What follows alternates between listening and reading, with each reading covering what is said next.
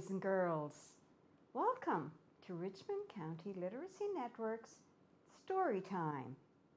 My name is Sharon, and my dog Kipper, who's usually with me, had to stay home today. There are too many activities that I have to do, and he would want more attention. Hopefully he will join us again soon. I hope you will enjoy today's story, and maybe you would like to invite someone to watch it with you. Okay, are you comfy? All right, let's roll. Hi, welcome back. It's been a little while. Today, I'm going to read the story of the tale of Peter Rabbit. Easter time makes me think of many different things, but one of the things is rabbits. And so I hope you will enjoy the story of Peter Rabbit. I hope Kipper will behave.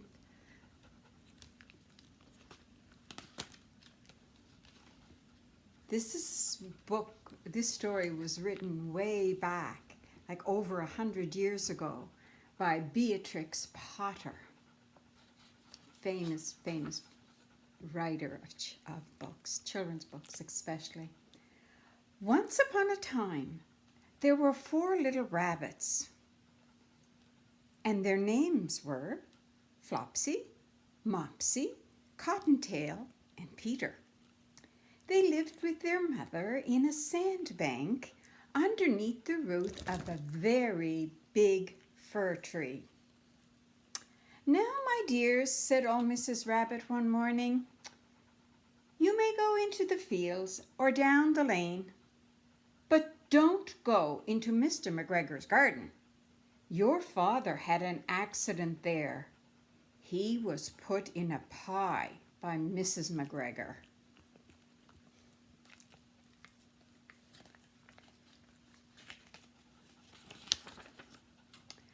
"Now run along and don't get into mischief. I am going out." Then old Mrs. Rabbit took a basket and her umbrella and went through the wood to the baker's. She bought a loaf of brown bread and 5 currant buns. Flopsy, Mopsy, and Cottontail, who were good little bunnies, went down the lane to gather blackberries.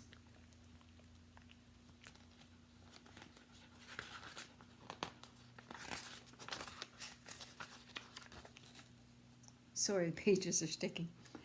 But Peter, who was very naughty, ran straightway to the Mr. McGregor's garden and squeezed under the gate. First, he ate some lettuces and some French beans, and then he ate some radishes. And then, feeling rather sick, he went to look for some parsley. But round the end of a cucumber frame, whom should he meet but Mr. McGregor? Mr. McGregor was on his hands and knees planting out young cabbages, but he jumped up and ran after Peter, waving a rake and calling out, "Stop, thief!"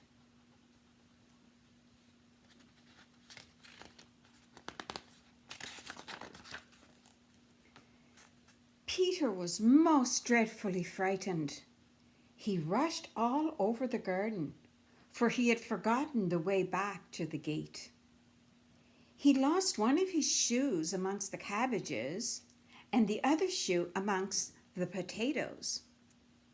After losing them, he ran on 4 legs and went faster, so that I think he might have got away altogether if he had not, unfortunately, run into a gooseberry net and got caught by the large buttons on his jacket.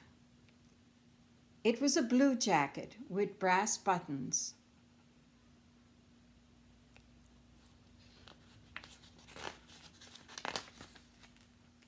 Peter gave himself up for lost and shed big tears.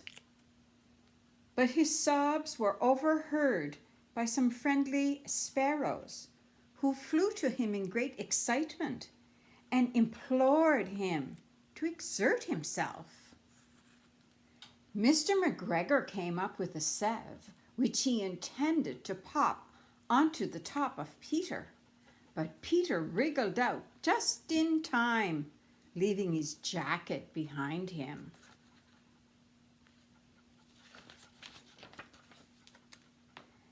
And he rushed into the tool shed and jumped into a water can. It would have been a beautiful thing to hide in if it had no water in it. Mr. McGregor was quite sure that Peter was somewhere in the tool shed, perhaps hidden underneath the flower pots. He began to turn them over carefully, looking under each. Presently, Peter sneezed. Mr. McGregor was after him in no time.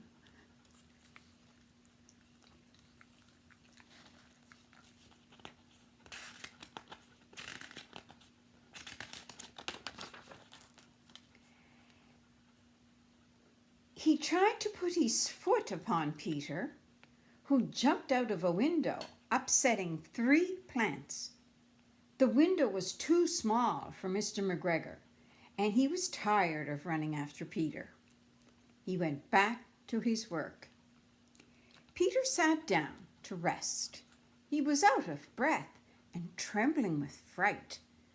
He had not the least idea which way to go. Also, he was very damp from sitting in the water can. After a time, he began to wander about, going lippity-lippity, not very fast, and looking all around.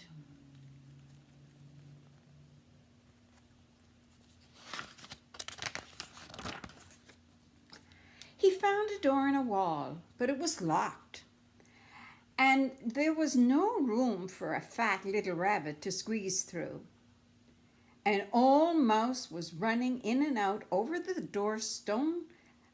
stone door step, carrying peas and beans to her family in the wood. Peter asked her to wait to the gate, but she had such a large pea in her mouth that she couldn't answer. She only shook her head at him. Peter began to cry. Then he tried to find his way straight across the garden, but he became more and more puzzled. Presently he came to a pond where Mr. McGregor filled his water cans.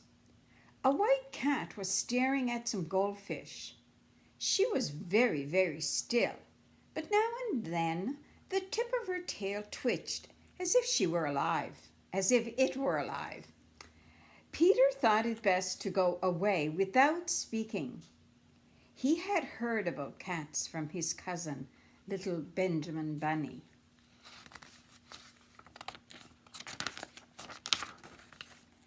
He went back towards the tool shed, but suddenly, quite close to him, he heard the noise of a hoe. Scritch, scratch, scritch, scratch. Peter scuttered underneath the bushes, but presently, as nothing happened, he came out and climbed upon a wheelbarrow and peeped over. The first thing he saw was Mr. McGregor's hoeing onions. His back was turned towards Peter, and beyond him was the gate. Peter got down very quietly off the wheelbarrow and started running as fast as he could go along a straight line behind some black currant bushes.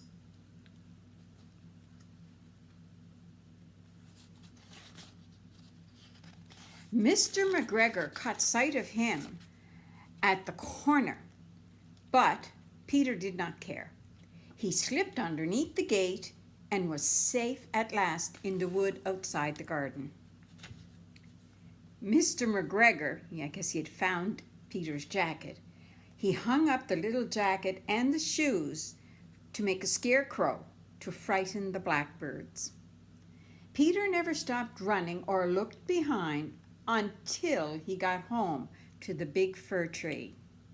He was so tired that he flopped down upon a nice soft sand on the floor of the rabbit hole and shut his eyes. His mother was busy cooking. She wondered what he had done with his clothes. It was the second little jacket and a pair of shoes that Peter had lost in a fortnight.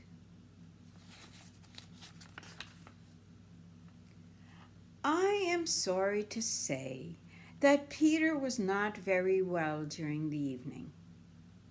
His mother put him to bed and made some chamomile tea, and she gave a dose of it to Peter. 1 tablespoonful to be taken at bedtime. But Flopsy, Mopsy, and Cottontail had bread and milk and blackberries for supper.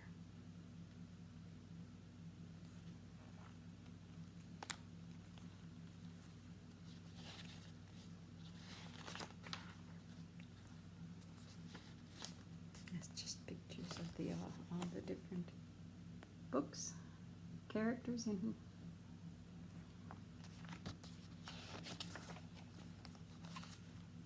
There. I hope you enjoyed the story of Peter Rabbit. There's lots of Peter Rabbit stories out, lots of different books. Peter Rabbit goes on an egg hunt, an egg search. Check them out if you get a chance. You might even be able to listen to them online. And I probably won't be reading another story before Easter, so I want to wish you all a very, very happy Easter. Stay safe. Enjoy being with your family and friends. And we'll see you again soon. Kipper? Say hi, Kipper. Say hi to the boys and girls. Say bye. Say bye, Kipper. Say bye-bye. Bye-bye, Kipper. Good boy. Kipper was a good boy today, wasn't he? Yes. He didn't bark, which is good. Okay, bye-bye for now. On a hot, hot day in July, 5 green and speckled frogs sat on a speckled log, eating some most delicious bugs. Yum, yum! One jumped into the pool where it was nice and cool. Then there were 4 green speckled frogs. Bloop, bloop. 4 green and speckled frogs sat on a speckled log, eating some most delicious bugs. Yum, yum! One jumped into the pool where it was nice and cool. Then there were 3 green speckled frogs. Bloop, bloop. 3 green and speckled frogs sat on a speckled log, eating some most delicious bugs. Yum, yum! One jumped into the pool where it was nice and cool. Then there were 2 green speckled frogs. Glump, glump. 2 green and speckled frogs sat on a speckled log, eating some most delicious bugs. Yum, yum! One jumped into the pool where it was nice and cool. Then there was 1 green speckled frog. Gloop, gloop. 1 green and speckled frog sat on a speckled log, eating some most delicious bugs. Yum, yum! He jumped into the pool where it was nice and cool. Then there were no green speckled frogs. Too bad. Good morning, friends. I am Miss Kate from Puppets at Hand, and today we are going to explore some shapes. Shapes are all around us. There's tons of different kinds, but today we are just going to talk about the 4 main ones. And the first one I want to show you is one I know that you've all seen before. This shape. It's round, and it makes you think of maybe the sun or wheels. Lots of things are round. So I'm just going to put that on our bulletin board here. The next shape we're going to talk about and explore is this one. And I deliberately cut it out of green foam because I wanted you to think about what maybe this reminds you of. Something that you see around Christmas time. If you said a Christmas tree, you are right. Often Christmas trees are this shape, and this shape is called a triangle. So I'm going to put that on our board. Now another shape I wanted to talk about is this shape. It's like a box. It's got 4 sides. This is called a square. So we'll stick that right here. And our last shape we're going to talk about is this shape. It sort of looks like a square, but you can see it's different from a square. A square, all its sides are the same length. This one, a rectangle, has 2 sides that are 1 length, and its other 2 sides are a different length. So we'll put that on the board. Now, I have some poems here about these shapes. And after I read you the poems, I'm going to invite my friend here who is napping on my lap to help me show you some things I brought from home that are these shapes. So let me read you the poems first. The first poem is about this shape. Do you remember what this one's called? A circle. So the poem says, "This is a circle, how can you tell? It goes round and round, no end can be found." Right? It just keeps going. So I've got another poem. This one's about a triangle, and it says, "The triangle is a simple shape, I think you will agree.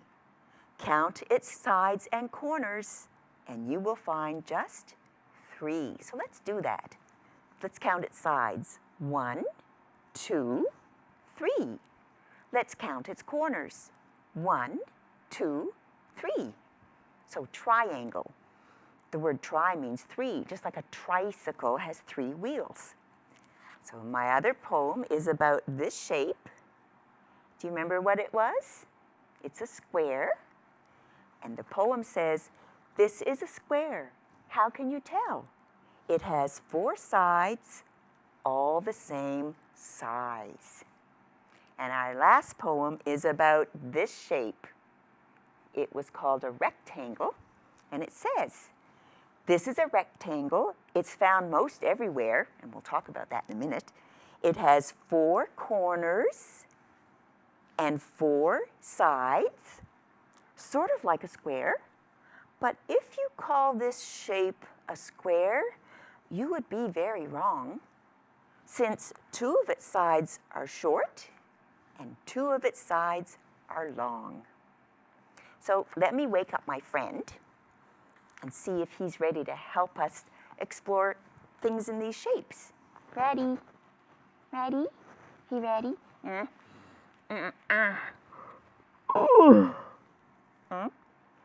Are you ready to help me dig things out of this bag? Oh, yeah. All right. Come on up and say hello first. Yeah, okay. Yeah. Hi, everybody.